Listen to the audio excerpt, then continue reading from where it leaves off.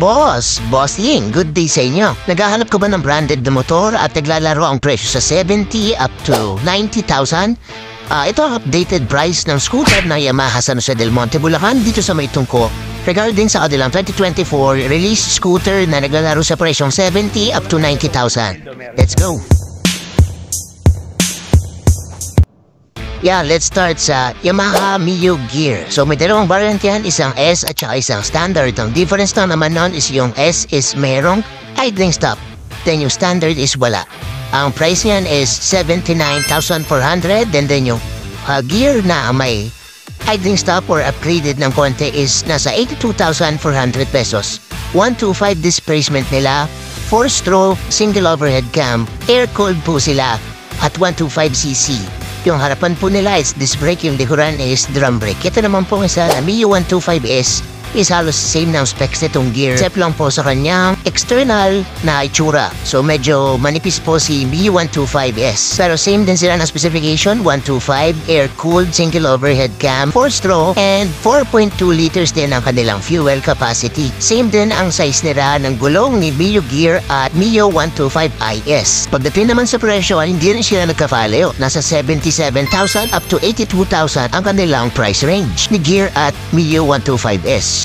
Napakasimple lang ng mga scooter na to ng Yamaha at perfect para sa mga beginner, lalo na sa price affordability. At pagdating din sa gulong or size ng gulong nito, nagunat ako at 14 inches pala ang gulong ng Mio 125. Kaya ayos na ayos din sa mga simpleng lubak at baha dito sa atin sa Pilipinas. At 92 kg lang pala to si Mio 125i, so medyo magaan-gaan. At dalawa rin ang start option nito, pwedeng kickstart at electric start. Gasoline rin ito at fuel injected pa. At pagdating naman sa suspension, sa harap ay telescopic fork suspension and sa likod, unit swing single suspension. Ayan ang kanyang makina, napakasimple lang, drum brake po ang kanyang preno sa likod at yung 14-inch niya na gulong. Diba, napakasimple lang at talagang gas and go lang. Kung beginner ka, saktong-sakto sa itong Mio na 125S. Pang biyahe lang or pang grab or pang lalamove, pasok na to para sa'yo. Again, ulitin ko, entry level po ito ng Yamaha. Itong mga scooter na to, like itong Mio 125S at yung kanina na Mio Gear. Entry level means wala pang masyadong specs,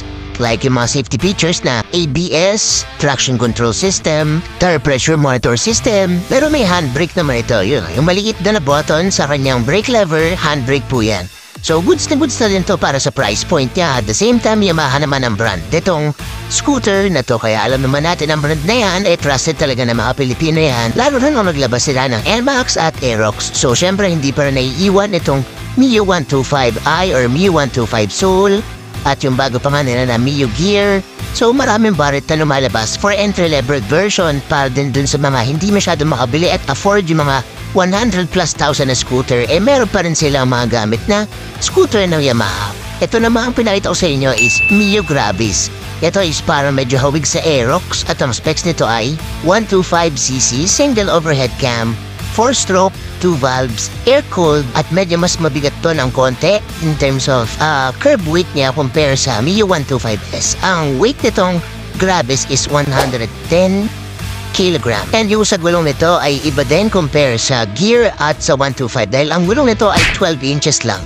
So mas mababa siya at medyo parang sporty and dating. Yan, so itong tatlong scooter na to na entry level na Yamaha na halos same model ang makina pero iba-iba ang external look at mga sizes ng gulong. Pero almost the same ang specifications ng engine nila. Kaya sa style ka na lang mamamili kung anong trip mong style sa kanilang tatlo ni Gear, Gravis at Mio 125SI. At syempre hindi mawawala ang best-selling pambansang motor ng Pilipinas, ang Yamaha NMAX 155. So ito na yung mga 6-digit na presyo ng scooter. Nasa 151,900 pesos ang SRP nito NMAX 155 dahil meron itong single-cylinder 4-stroke, 4-valve liquid-cooled single overhead cam engine at 15.1 horsepower with 7.1 liter fuel capacity. So medyo mataas talaga ang specs nitong NMAX 155 compared dun sa mga naunang entry-level na scooter kanina. At ngayon naman itaas natin ng konti ang budget mo. Kung meron kang 300 plus thousand, dito ka babagsak kung gusto mo ng Yamaha brand.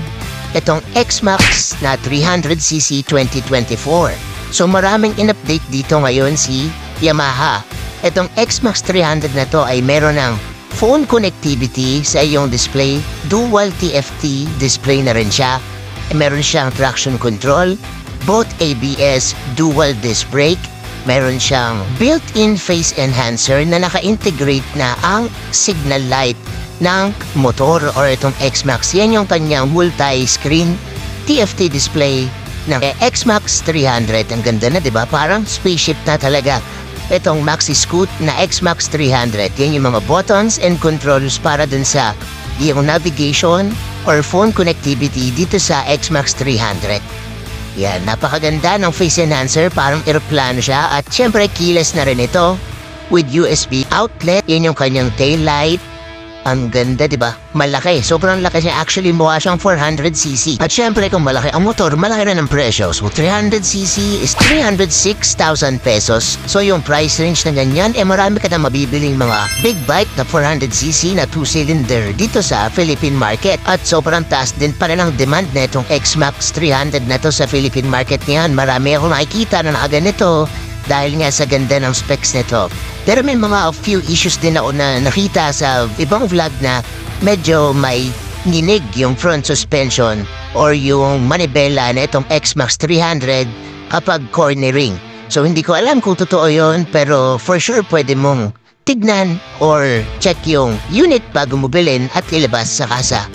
Yan, so once again, sana maging guide tong video na to or vlog na to have your first motorcycle in Yamaha. From entry-level scooter up to mid-range hanggang sa premium na X-Max 300.